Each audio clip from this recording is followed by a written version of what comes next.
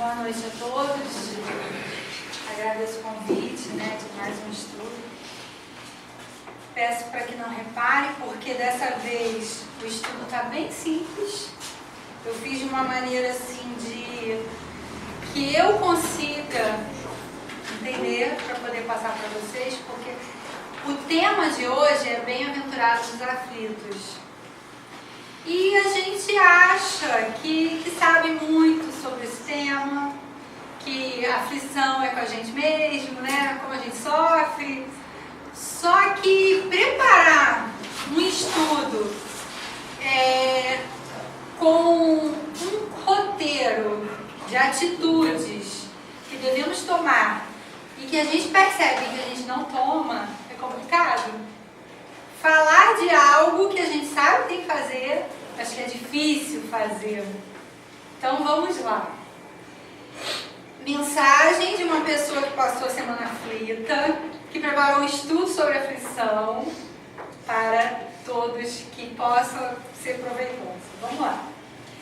Kardec, no Evangelho segundo o Espiritismo, ele pegou a passagem da Bíblia, as bem-aventuranças, e Jesus, quando ele passa essa mensagem aos discípulos lá no monte, o Sermão do Monte, ele relaciona bem-aventurados que sofrem e bem-aventurados que são felizes, os puros, ele dá. Só que Kardec teve a preocupação de pegar o sofrimento, a parte do sofrimento.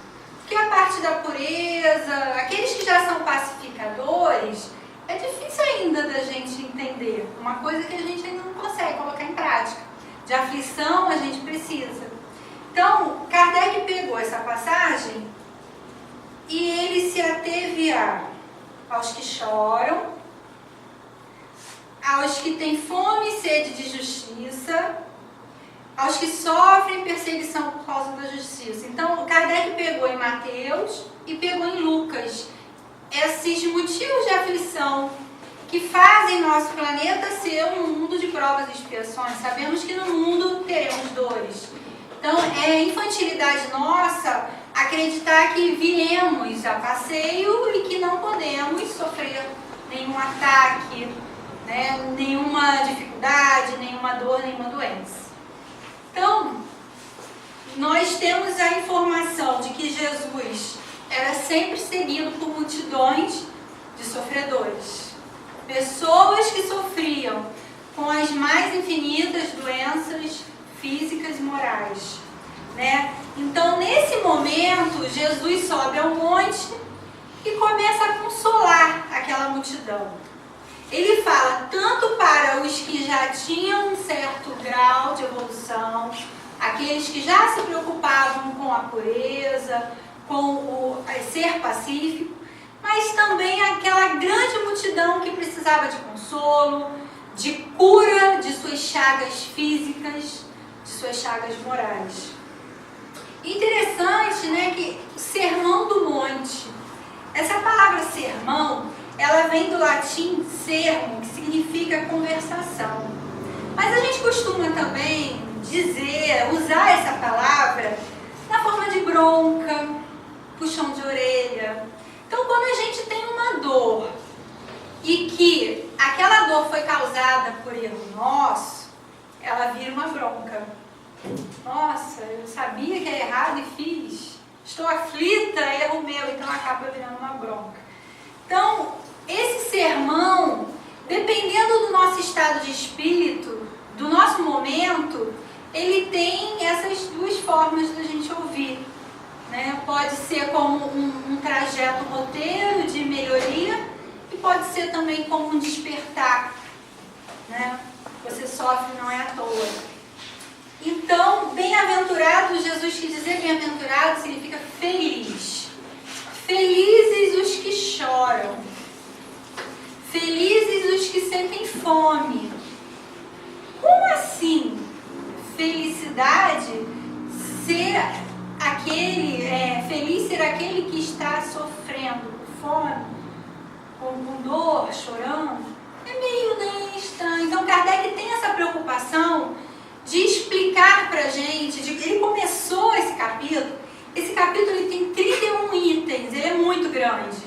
Kardec, ele foi pincelando as nossas maiores dores, né, que temos no nosso planeta. E ele começa pelo principal. É o que faz a pessoa querer entrar nesse capítulo, que é a justiça. Por que eu sofro? Porque eu, com tantas pessoas que estão aparentemente felizes, com seus filhos sendo criados, dando netos, por que o meu filho que tem que morrer? Por que eu que sofro? Então Kardec se preocupou com a justiça das aflições. É o primeiro item. Kardec abre esse capítulo com esse primeiro tema, justiça das aflições. E ele fala que somente, essa palavra somente, ele está querendo dizer que não tem outra forma da gente entender só pela crença na vida futura. A gente só vai entender a justiça se a gente acreditar que o amanhã teremos um retorno dessa aflição. Essa dor na minha mão tem um propósito. Eu saberei amanhã. A minha vida futura será mais feliz com a minha mão restaurada. Por isso que ela dói hoje. Se a gente não acreditar na vida futura, a gente não consegue acreditar na justiça divina de Deus. Com tantas pessoas à nossa volta, aparentemente felizes, aparentemente normais fisicamente, com tanta inteligência, e a gente correndo atrás e só vem aflição, só vem dor. É difícil da gente entender a justiça divina se a gente não vislumbrar uma vida futura. E Kardec nos mostra que com essa crença na vida futura, a gente trabalha em nós a resignação. Ah, se é para eu me melhorar, eu aceito. Ah, esse filho difícil que eu recebi tem conserto. Eu estou quitando uma dívida, então eu me resigno. E faço daquela minha existência proveitosa. Eu não me perco em lamentações. Oh, meu Deus, por que eu? Eu não fujo. Porque a primeira tentativa nossa diante de uma aflição é fugir. É a que conforta instantaneamente. Se eu estou com dificuldade com alguém numa situação, se a gente puder fugir, a gente foge, a gente nem pensa, a gente foge. Mas, sabendo que a gente está adiando, o que a gente faz? A gente se resigna, respira fundo e vamos, seguindo. E Kardec, ele, quando explica essa justiça, ele tem uma outra preocupação. Tudo bem, eu preciso consertar minha mão, porque eu danifiquei minha mão. Mas nós temos consciência que fomos nós que danificamos a nossa mão. Eu nasci nessa vida com a mão já ruim. A minha mão já nasceu com problema, eu não a mexo direito. Todos têm essa consciência que fomos nós que danificamos. Kardec teve essa preocupação. Então Kardec cria mais 2 itens, Ele faz aquela síntese de mais 2 itens, que é causas atuais das aflições e causas anteriores. Então, quando a gente analisa se eu estou mal do estômago, foi porque eu comi algo que me fez mal, foi uma causa atual. Se eu nasci com um problema, um defeito no meu estômago, que não justifique um bebezinho de 1 mês ter aquele problema, a causa é anterior. Então Kardec, ele tem essa preocupação de mostrar pra gente que nós colhemos o que plantamos. Pode ser, que a gente não tenha errado aqui agora, nessa encarnação, mas erramos na última. Ou em 10 atrás, e agora que a gente está quitando. Quando a gente entende a lei de causa e efeito, estamos vivendo um efeito. esse efeito tem uma causa. E tem uma frase bem famosa de Kardec que ele fala que as vicissitudes da vida derivam de uma causa. E pois que Deus é justo, se a gente acredita que Deus é bom e é justo, justa há de ser essa causa. Deus não está se divertindo em dando aflições para um e felicidades para outro. Cada um colhe o que precisa colher. Cada um quita a dívida que está em débito. A gente não vai quitar a dívida do outro. Somos nós que iremos quitar as nossas dívidas. Então, 3 coisas que é bom a gente refletir, até em casa, pegar esse capítulo que é a justiça. Porque muitas das vezes a gente se perde sim. Porque eu. É a causa atual que muitas das vezes nós, com as nossas atitudes impensadas, com nossos atos infelizes, a gente cria para nós aqui, agora, situações infelizes e as causas anteriores. Na doutrina espírita, quando tira esse véu, quando você vislumbra um passado, a gente até aprende a se relacionar melhor em família, no trabalho. Porque quando você percebe que há uma pessoa difícil ao nosso lado, não é à toa. Algo aconteceu.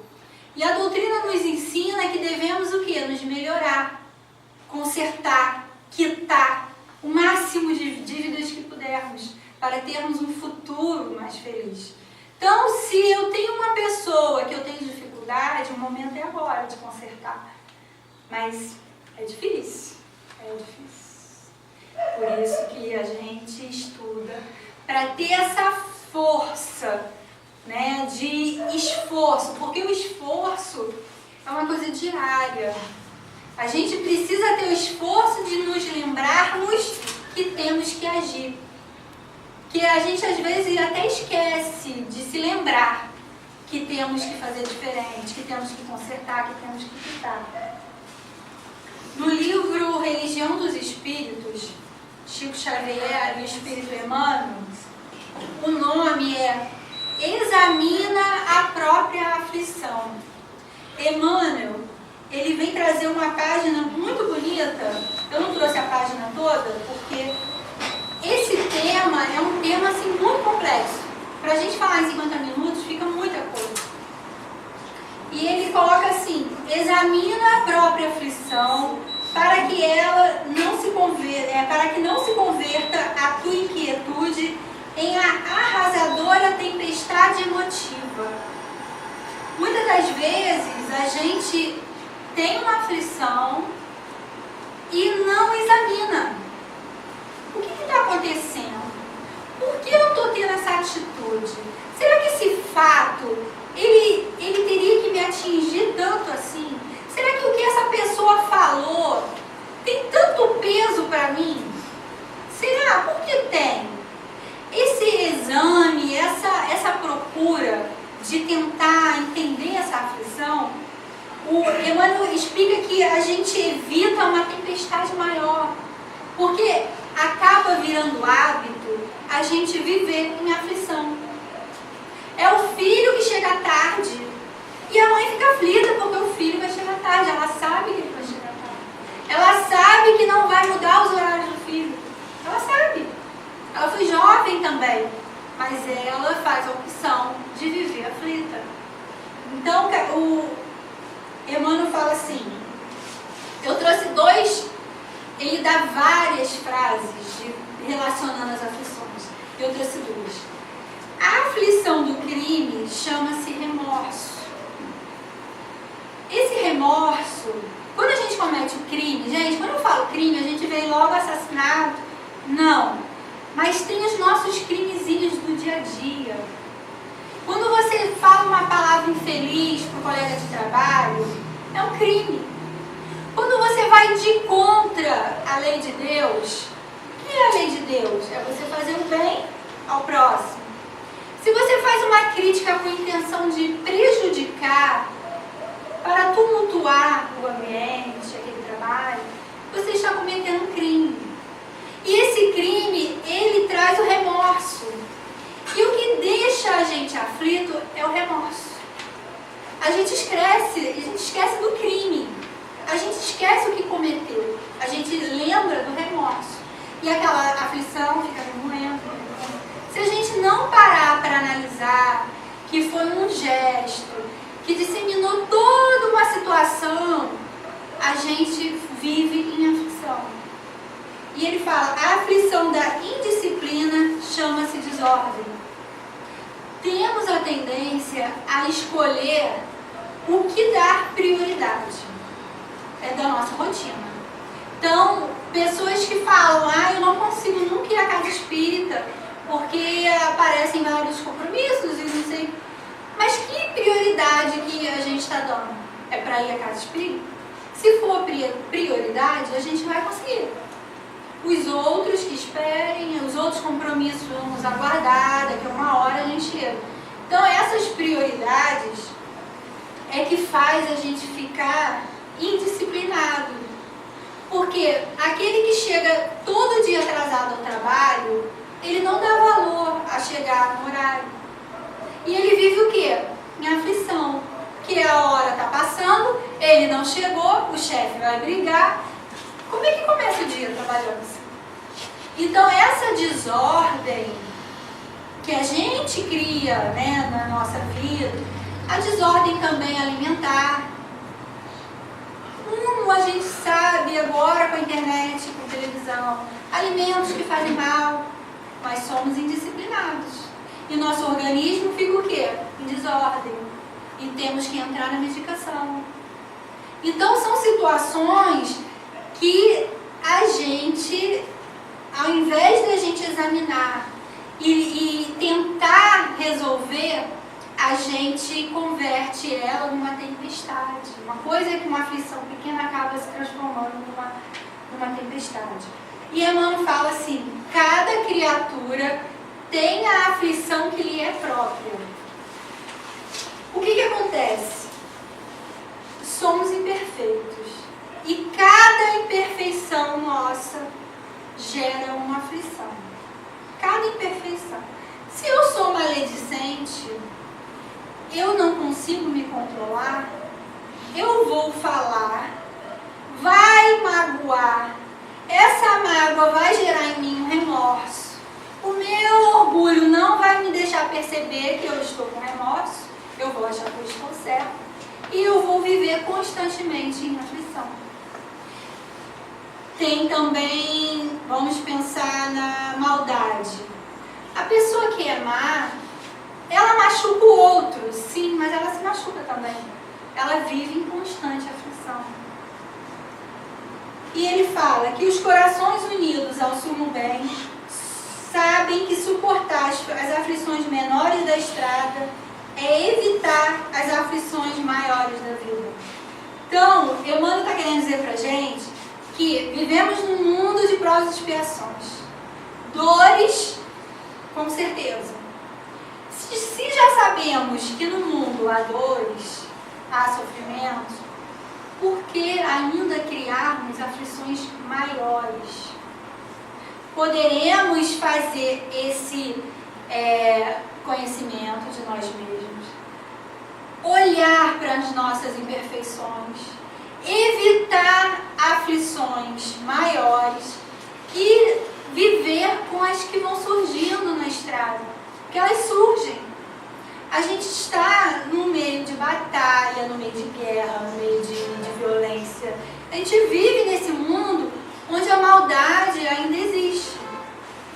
Está em transição, mas ainda existe muita maldade. Então, Emmanuel, ele faz esse alerta.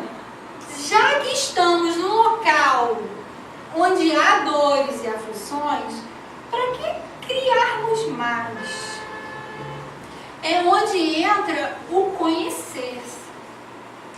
Para eu saber quais são as minhas imperfeições, eu preciso examinar, eu preciso olhar para dentro de mim, as minhas atitudes, anotar, buscar respostas, paciência, como que se constrói, como que se adquire essa virtude da paciência? Ler a respeito das virtudes. Porque muitas das vezes a gente não sabe nem o significado no dicionário? Benevolência, abnegação. A gente não sabe. A gente pega o dicionário e a gente lê, nossa, quer dizer isso. A gente pensa que virtude é tudo uma coisa só, mas não é. Não é. Então é um esforço nosso de... Essa página eu escolhi ela porque eu achei ela assim interessantíssima, que Carlos Torres Pastorino ele fala assim: observe o que se passa na vida. Quando você necessita de alimento, é só você que pode comer. Porque nós temos o hábito de não estar bem e pedir para o outro colocar o nosso nome para prece, pedir para o outro orar pela gente, né? Mas aqui está dizendo que quando você está em aflição, quando você está numa dor, quem tem que se ajudar é você.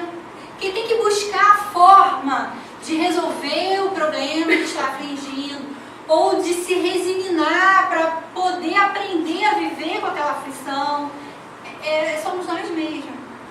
E ele fala, ninguém pode fazê-lo por você. Assim também, ninguém poderá curá-lo. Você é a única pessoa capaz de curar-se, de fazer seu corpo revigorar-se e libertar-se das enfermidades. Aí vem aquela imagem de Jesus.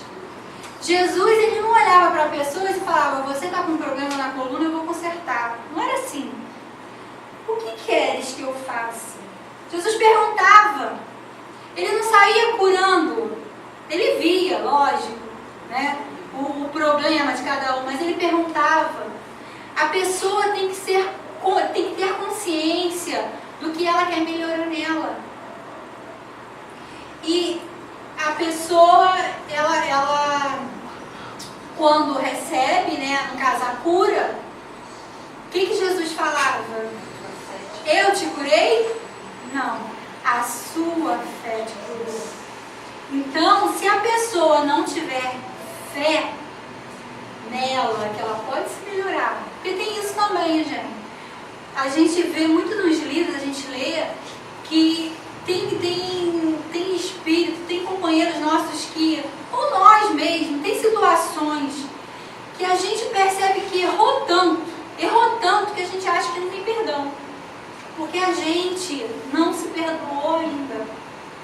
O perdão tem que vir do outro, sim, mas tem que vir da gente também. Porque quando Jesus fala, a sua fé te curou, é porque a pessoa já estava em processo de se libertar. Ela já tinha consciência de que tinha passado por aquela aflição e que não precisava mais. E Carlos fala assim, ó, emita pensamentos positivos de saúde e expulse de seu organismo todas as moléstias. Esse trechinho para mim, como é difícil. Porque quando a gente pega um diagnóstico médico, você está com uma doença, a tendência é a gente, cair. Aí a gente já quer ler dos efeitos, todos os sintomas. As causas são aquelas pessoas que tentaram a medicação, não deram certo, e você, vai lá pro fundo do poço. Só que aqui ele fala para a gente emitir pensamentos positivos de saúde. Eu sou maledicente. Qual o pensamento que eu devo emitir? Não sou maledicente. É uma imperfeição que eu não quero para mim. A partir do momento que eu conseguir pensar que eu não sou maledicente, eu vou passar a agir de uma maneira de não ser maledicente. Mas isso é tão difícil, gente. Já pararam para pensar? Fica para reflexão. Como é difícil você estar numa situação, por exemplo, o filho na escola com um comportamento terrível, a escola reclamando, e o que a gente faz como mãe? Eu não sei educar. Eu sou uma péssima educadora. Mas quando é o contrário, eu sou uma boa educadora, eu sei educar. Vamos analisar, vamos correr atrás, o que posso fazer mais? A gente tem uma tendência a sempre se afundar, a se colocar no fundo do poço. É uma tendência nossa.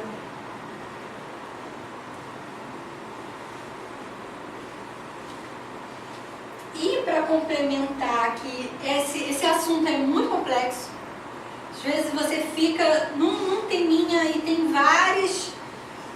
No livro O Consolador, Emmanuel, ele nos ajuda a entender a dor. Porque o que acontece? A gente sabe que estamos num mundo de dores. A gente sabe que estamos aqui para aprender, para evoluir, mas na prática a gente só quer festinha, né? Rodinha de amigos, o filho estando bem na escola, a gente só quer isso. Essa é a verdade. E ele fala assim, tem uma pergunta que fazem a Emmanuel: a virtude é concessão de Deus ou é a aquisição da criatura? Porque é mais fácil também a gente acreditar que o outro foi criado já com a virtude da paciência. Ah, aquela mãe, ela tem paciência, Deus deu paciência para ela, então ela vai ser uma mãe melhor do que eu, que não tenho paciência nenhuma. É mais fácil a gente pensar assim.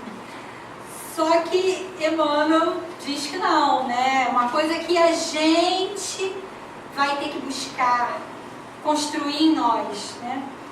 E ele responde assim: a dor, a luta e a experiência constituem uma oportunidade sagrada concedida por Deus às suas criaturas em todos os tempos. Todavia, a virtude é sempre sublime e imorredora a aquisição do espírito nas estradas de vida, incorporada internamente aos seus valores conquistados pelo trabalho no esforço próprio. Então, Emmanuel já começa com dor, luta e experiência. Só tem experiência quem vive, quem luta, quem batalha. Como ser sábio se a gente não vive todas as situações? Porque para o sábio ele tem que saber um pouco de tudo. Então, como ser sábio, ter sabedoria, se a gente não tem experiência? E me veio à cabeça, né? Porque no caso ele fala aqui, trabalho no esforço próprio. E esse esforço, a gente tem uma tendência, estou falando muito essa palavra tendência porque, desculpa, a gente tem essa disposição para não se esforçar, para cair, para se fechar, para depressão, para lamentação. A gente tem que se libertar disso. A aflição, quando a gente percebe nos livros, né, os grandes, os espíritos já que evoluíram mais um pouco, percebemos que eles, numa aflição, eles mostram uma coragem que, nossa, eu estaria em casa chorando. E esse espírito está lutando mais ainda. Quantas histórias a gente conhece de pessoas que foram atacadas, perseguidas e lutaram mais, arregaçaram as mangas e aí que foram para a batalha mesmo, né? E me veio um exemplo de... Eu estou lendo um livro, né, que a história se passa numa fazenda nos Estados Unidos, e lá ocorrem muitos furacões.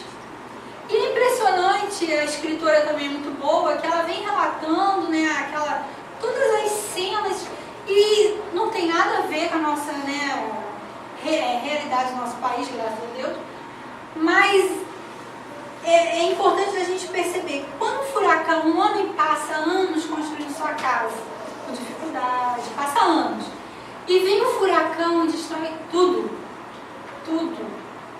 A dor que esse homem sente é terrível. Para ele reconstruir uma nova casa, ele vai precisar de luta, de muito esforço, dormir ao relento, muitos dormem ao relento, até ter o telhadinho lá colocado no lugar de volta. E eis que passa-se os anos e ele reconstrói aquela casa. Mas na primeira vez, essa dor, ela paralisa. É uma dor que muitos se perdem em meses e até anos de depressão, morando de favor na casa de amigos, de parentes. Esse esforço de lutar, ele vem aos poucos, né? Então ele luta, reconstrói e eis que passa novamente o furacão. E essa pessoa percebe que no segundo furacão, aquele período de tristeza, é dor, mas aquele período é menor. Ele percebe que o que ele fez da primeira vez, um ano depois, ele já faz em um mês. O dormir ao relento, ele não dorme mais. Ele já rapidamente já coloca o telhado no lugar. Então essa experiência é que vai trabalhando em nós a resignação.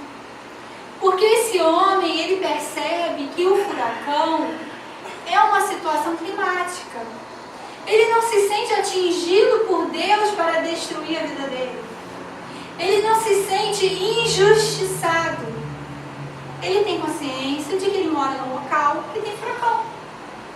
Então ele se preocupa em fazer o abrigo.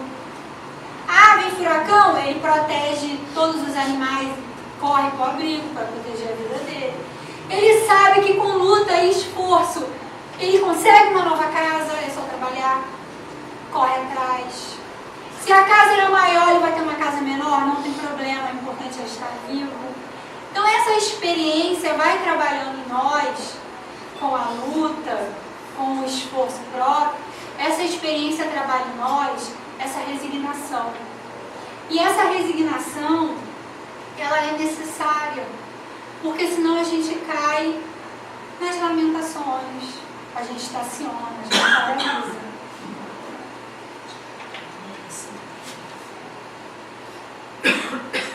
E eu pensei, né, porque tudo na nossa caminhada, toda aflição, ela tem um objetivo, um ensinamento. Como está, né, no Consolador, é uma oportunidade sagrada concedida por Deus. Então, tudo que acontece na nossa vida, ela é aprendizado nosso.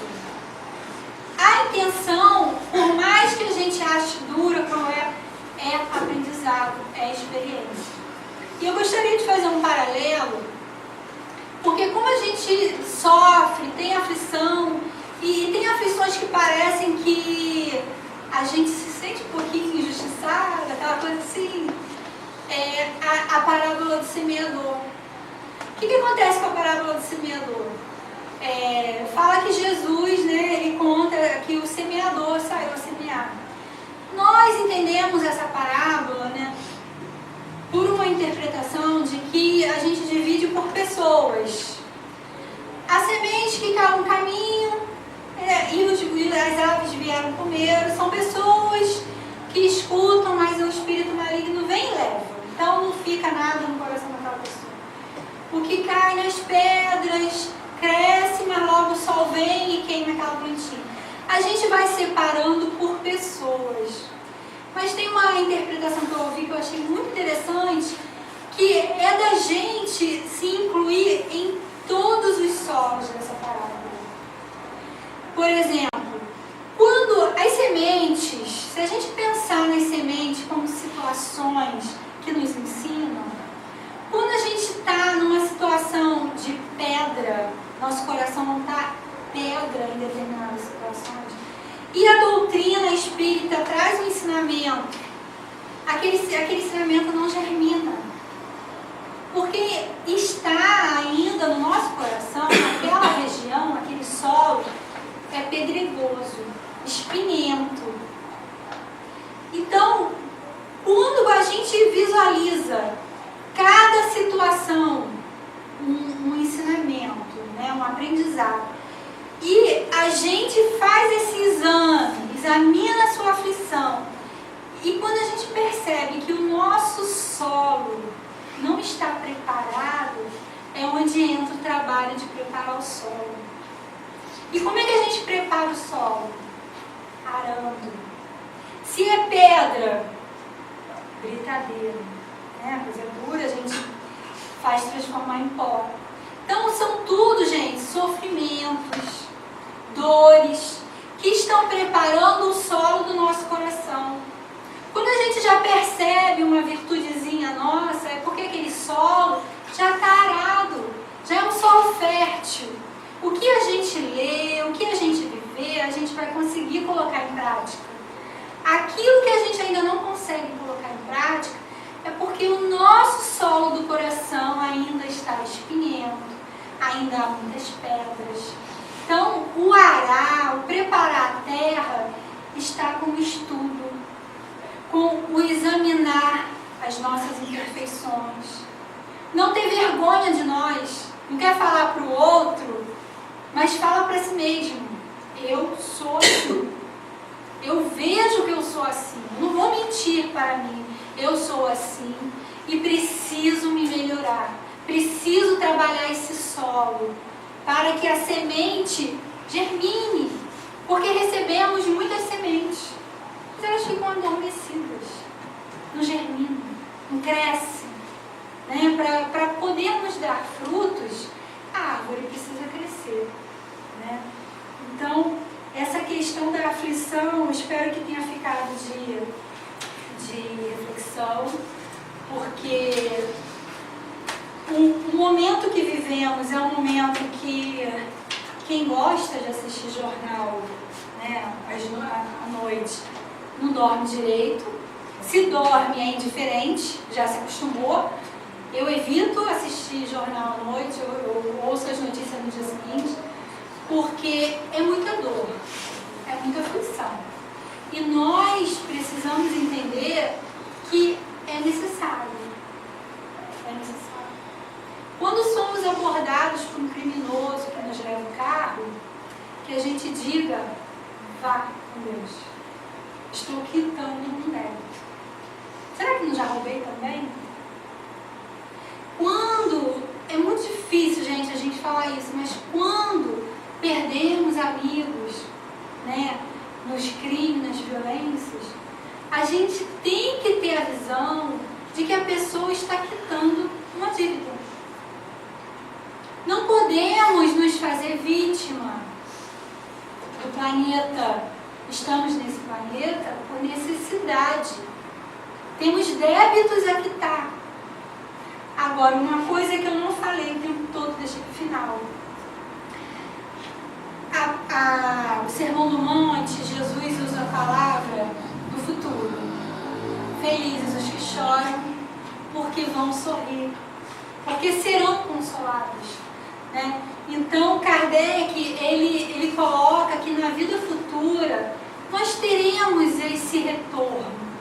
O que sofremos hoje, nós teremos o retorno na vida futura. Se estamos em débito, teremos quitado. E quando chegarmos na vida futura, chegaremos mais leves. Deixaremos aquelas cargas. Felizes os que sofrem as suas aflições com resignação. Porque uma vida futura se abrirá para todos nós, com certeza mais feliz. Então que fique de reflexão esse estudo de hoje. Obrigada pela atenção de todos.